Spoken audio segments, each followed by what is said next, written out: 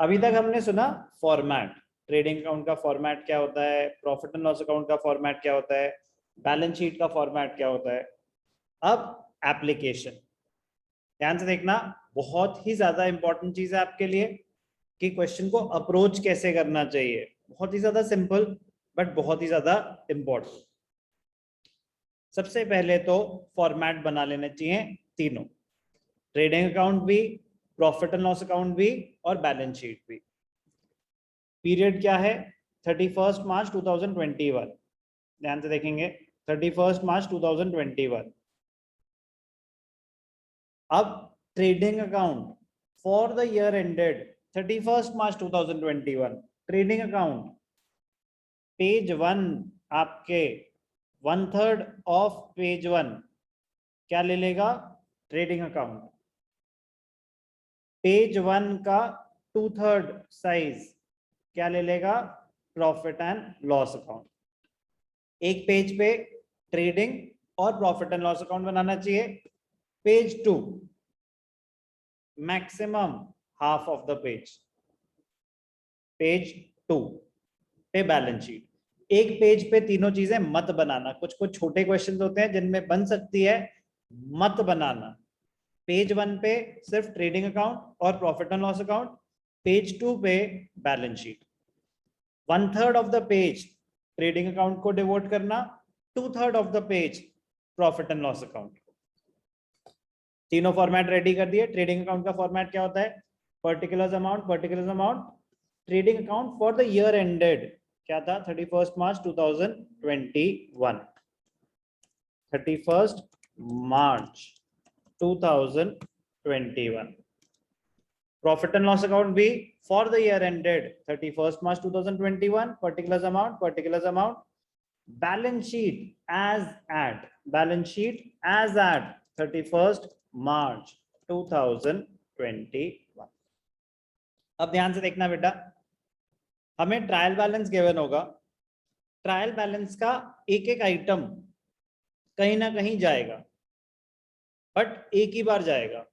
Trial balance का जो item है कहीं ना कहीं जाएगा, बट एक ही बार जाएगा। या तो वो ट्रेडिंग अकाउंट में जाएगा, या वो प्रॉफिट एंड लॉस अकाउंट में जाएगा, या वो बैलेंस शीट में जाएगा। ट्रायल बैलेंस के बाहर जो आइटम्स होते हैं वो होती हैं एडजस्टमेंट्स। अभी जो हम चैप्टर कर रहे हैं फाइनेंशियल स्टेटमेंट विदाउट एडजस्टमेंट, उसमें सिर्फ एक एडजस्टमेंट हमें कवर करनी है, क्लोजिंग स्टॉक की। सिर्फ एक एडजस्टमेंट कवर करनी है, क्लोजिंग स्टॉक की। तो क्लोजिंग स्टॉक की एडजस्टमेंट एंट्री होती है closing stock to trading account.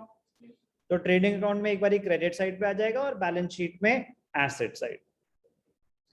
अब how to begin the question, format तीनों बन चुके हैं, अब क्वेश्चन स्टार्ट करना है। ट्रेडिंग अकाउंट में सबसे पहले दिखाना चाहिए ओपनिंग स्टॉक, सबसे पहले दिखाना चाहिए ओपनिंग स्टॉक, फिर परचेजेस, फिर जिस ऑर्डर में आइटम्स आ रहे हैं उस ऑर्डर में अप्रोच करेंगे। ध्यान से देखना, सबसे पहले दिखाना चाहिए ओपनिंग स्टॉक। तो ट्रायल बैलेंस में stock on 1 April 2020, 31 March 2021 closing है अगर, तो 1 अप्रैल, तो सबसे पहले ट्रेडिंग अकाउंट में debit side to opening stock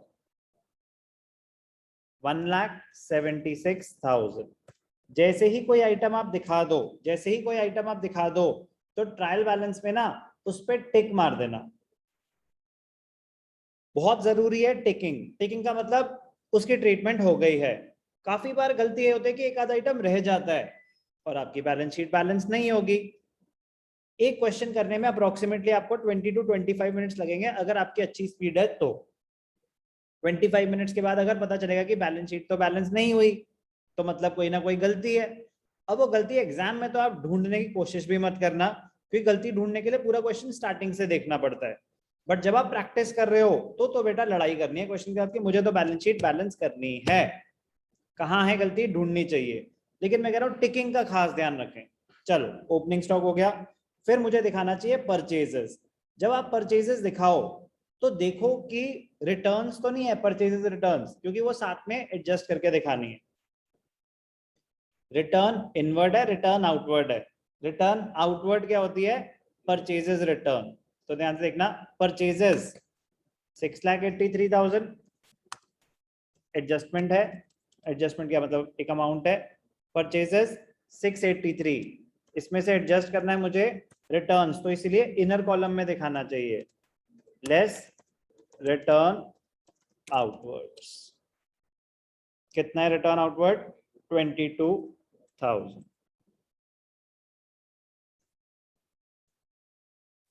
661,000। तो अगेन जो जो दिखा दिए उन पे टिकिंग, मैंने परचेजेस दिखा दिया और रिटर्न आउटवर्ड दिखा दिया। ट्रेडिंग अकाउंट में सबसे पहले आता है ओपनिंग स्टॉक, फिर परचेजेस, उसके बाद आपको क्या करना चाहिए कि जिस ऑर्डर में आपके पास आइटम्स आ रहे हैं ना ट्रायल बैलेंस में, उस आइटम उस ऑर्डर में चलो बस। अब सबसे पहले आया सेल्स, तो जब आप सेल्स दिखा रहे हो तो आप देखोगे कि कोई रिटर्न्स तो नहीं है, रिटर्न इनवर्ड है, तो सेल्स दिखाया 9,20,000। Sales direct income, trading account credit side by sales, कितना? 9,20,000 लेस रिटर्न इनवर्ड्स,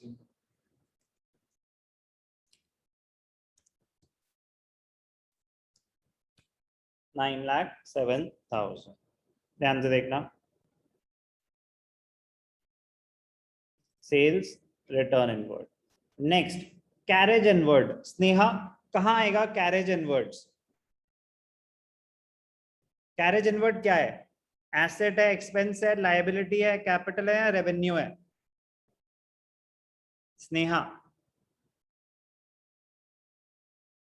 पलक? एक्सपेंस है, बिल्कुल ठीक। डायरेक्ट है कि इनडायरेक्ट है? डायरेक्ट। वेरी गुड, क्योंकि इनवर्ड्स लिखा हुआ है। तो डायरेक्ट है तो ट्रेडिंग में आएगा या पीएनएल? ट्रेडिंग।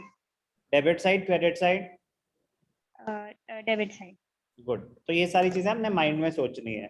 तो अब उसके बाद यहाँ पे दिखा देना है टू कैरेज इनवर्ड्स, कितना था? 24,000। रेंट, अगर सिर्फ लिखा है रेंट, तो रेंट पेड होगा या रिसीव्ड होगा Lavisha? So rent paid. Good, अगर कुछ मेंशन नहीं है तो रेंट पेड होगा, इंटरेस्ट पेड होगा। अगर वैसे तो होता है ना कि कभी डेबिट बैलेंसेस और क्रेडिट बैलेंसेस अलग से दे रखे होते हैं, नहीं दे रखे तो मुझे क्या पता कि डेबिट बैलेंस है या क्रेडिट बैलेंस है। तो अगर सिर्फ रेंट लिखा है तो रेंट पेड होगा, और अगर रेंट पेड है तो कुछ मेंशन नहीं है कि फैक्ट्री का है या ऑफिस का है, तो लविशा क्या मानेंगे, फैक्ट्री या office? So office. Good, office का मानेंगे तो मतलब डायरेक्ट हुआ या indirect? So direct. Office and administration, selling and Sorry, it's indirect. Indirect expenses होते हैं। Factory related, manufacturing related direct expense होते हैं। तो इनडायरेक्ट है तो कहां जाएगा? प्रॉफिट एंड लॉस अकाउंट में। प्रॉफिट एंड लॉस अकाउंट में तो हमने कोई आइटम दिखाया ही नहीं, कोई बात नहीं, आप एक लाइन छोड़ के दिखा दो रेंट। एक लाइन क्यों छोड़ के दिखा दिया? क्योंकि जो प्रॉफिट एंड लॉस अकाउंट का स्टार्टिंग पॉइंट होगा, ग्रॉस प्रॉफिट वहां से यहां ट्रांसफर हुआ होगा, ग्रॉस प्रॉफिट में था ट्रांसफर टू पीएनएल अकाउंट, तो पीएनएल अकाउंट में एक लाइन में सबसे पहले क्या आएगा? ग्रॉस प्रॉफिट ब्रॉट डाउन या ग्रॉस लॉस ब्रॉट डाउन? तो अभी हमें तो पता नहीं कि ग्रॉस प्रॉफिट है या ग्रॉस लॉस है, क्योंकि हमने अभी करा ही नहीं। तो प्रॉफिट एंड लॉस अकाउंट में रेंट आ गया डेबिट साइड 22,000। डिस्काउंट, अगर कुछ मेंशन नहीं है तो डिस्काउंट अलाउड होगा या रिसीव्ड होगा? बोलो पलक। सिर्फ लिखा है डिस्काउंट 37,500, कुछ मेंशन नहीं है। So received. Lavisha? So received. Neha? Received. Shaurya? जय? कुछ मेंशन नहीं है तो डिस्काउंट अलाउड होगा, कुछ मेंशन नहीं है तो डिस्काउंट अलाउड होगा। बेसिकली आप एक्सपेंस मानेंगे जब तक कोई आपके पास फुल प्रूफ इंफॉर्मेशन नहीं है ना कि वो आपकी इनकम है, तो आप उसको अपना एक्सपेंस ही मानना। सिर्फ लोन लिखा है तो लोन बोरोड होगा या लोन गिवन होगा? So borrowed. करेक्ट। सिर्फ रेंट लिखा है एक्सपेंस होगा, सिर्फ इंटरेस्ट लिखा है पेड होगा, सिर्फ डिस्काउंट लिखा है एक्सपेंस होगा, डिस्काउंट अलाउड होगा 37,500। तो profit and loss account debit side, discount allowed 37,500। आप सिर्फ डिस्काउंट भी लिख सकते हो एक ही बार। प्रिंटिंग, प्रिंटिंग प्रिंटिंग खर्चा होता है, एक्सपेंस होता है। मशीन तो नहीं है ना, प्रिंटिंग लिखा हुआ है, प्रिंटिंग तो एक्सपेंस है। Yes. तो office and administration, selling and distribution, packaging अगर होता तो डायरेक्ट, प्रिंटिंग है तो हम नोट दे देंगे कि हम अज्यूम कर रहे हैं कि सेलिंग से रिलेटेड है, अजम्पशन। क्लियर इंडिकेशन नहीं थी यहाँ पे कि ये मैन्युफैक्चरिंग रिलेटेड एक्सपेंस है या सेल्स रिलेटेड, कुछ मेंशन नहीं है। तो प्रिंटिंग, पैकेजिंग होता, पैकेजिंग उसमें भी आपको अजम्पशन ही लेनी पड़ती है। कुछ आइटम्स होते हैं जो मैन्युफैक्चरिंग के टाइम ही पैकेजिंग होती है, कुछ आइटम्स होते हैं जब हम सामान बेच रहे होते हैं तब उनको पैक करते हैं। तो it depends on the material. तो अजम्पशन ले रहा हूं मैं कि ये इनडायरेक्ट है। जब कोई आपके पास स्पेसिफिक इंफॉर्मेशन नहीं है तो आपको पता नहीं चल सकता कि वो मैन्युफैक्चरिंग से रिलेटेड है या ऑफिस एडमिनिस्ट्रेशन सेल से रिलेटेड, तो आप अजम्पशन लेंगे। Printing 7,200, assumption।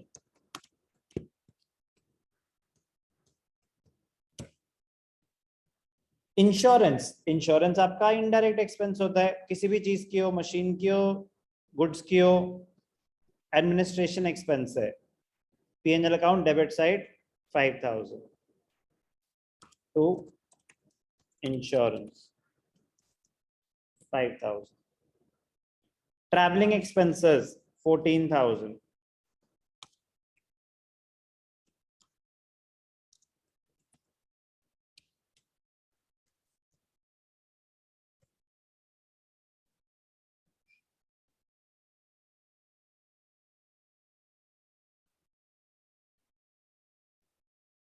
Postage and courier, direct या इनडायरेक्ट जय? चिट्ठियां भेजने से प्रोडक्शन मैन्युफैक्चरिंग का क्या लेना देना? पोस्टेज एंड कोरियर का मैन्युफैक्चरिंग से कोई लेना देना हो सकता है? ये तो अपना ऑफिस एक्सपेंस है। यस और no? Yes, sir. Yes. Postage and courier indirect, profit and loss account debit side. चिट्ठी नहीं भेजेंगे तो क्या मैन्युफैक्चरिंग नहीं होगी?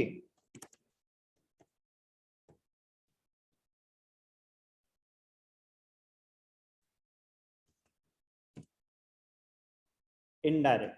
Miscellaneous expenses, general expenses, office expenses, trading expenses, ये सब इनडायरेक्ट होते हैं। Miscellaneous 9,000 indirect.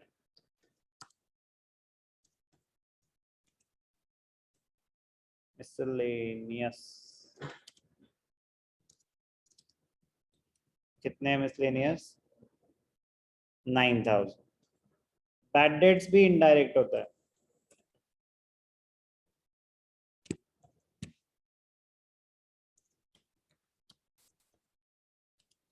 कितना है बैड डेट्स? 4,000। टिक मार लेते हैं पहले इतने। बैड डेट्स भी दिखा दिया। डेटर्स, डेटर्स कहाँ दिखाएंगे पलक? डेटर्स क्या होते हैं? Sir, asset. Assets, good. 2,20,000 asset side पे थोड़ी सी जगह छोड़ के दिखा देना चाहिए। थोड़ी सी जगह किस लिए छोड़ दी? नॉन करेंट एसेट्स पहले दिखाने चाहिए।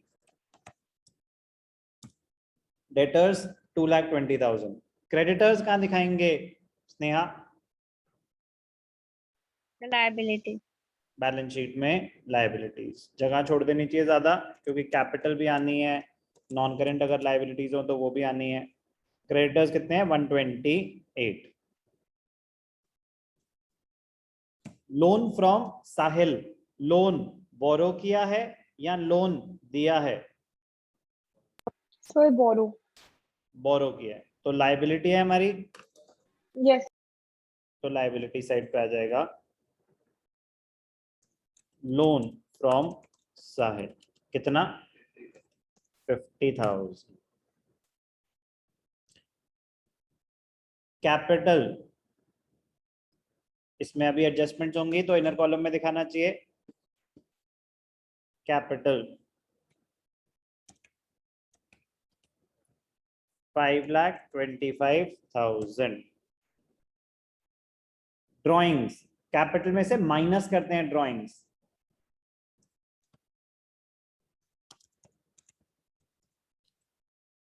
कितना 19,100।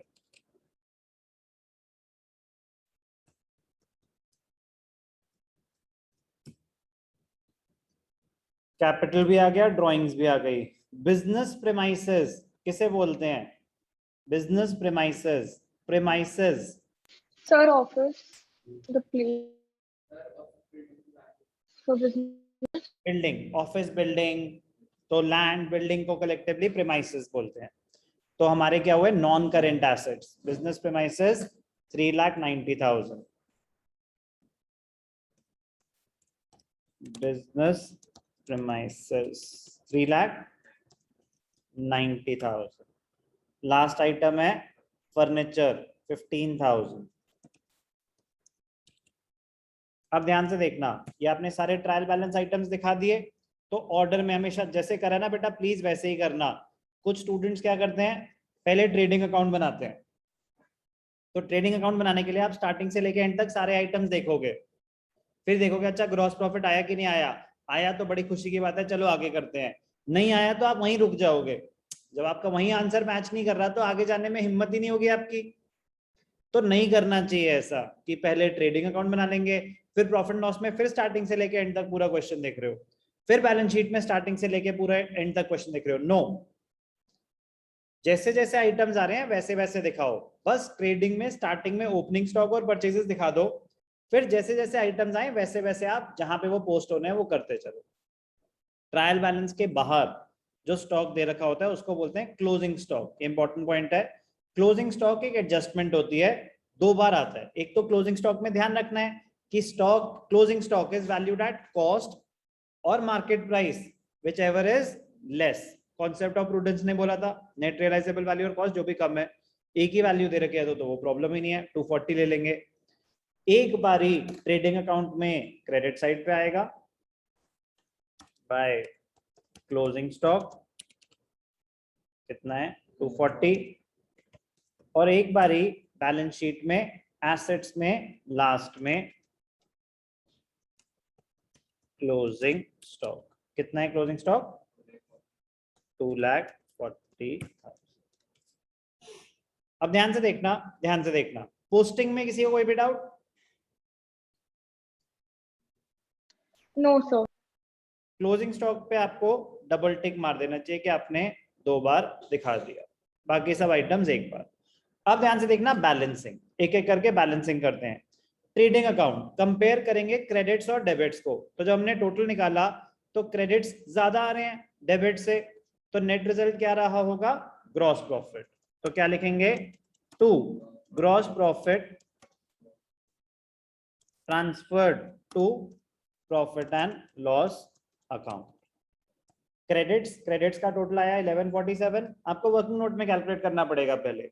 डेबिट्स का आया 861, तो आपका ग्रॉस प्रॉफिट हुआ 2,86,000। ग्रॉस प्रॉफिट का क्या करेंगे, it is transfer to profit and loss account. Profit है तो स्टार्टिंग में क्रेडिट साइड पे आएगा by gross profit brought down, by gross profit brought down. कितना आया ग्रॉस प्रॉफिट 2,86,000।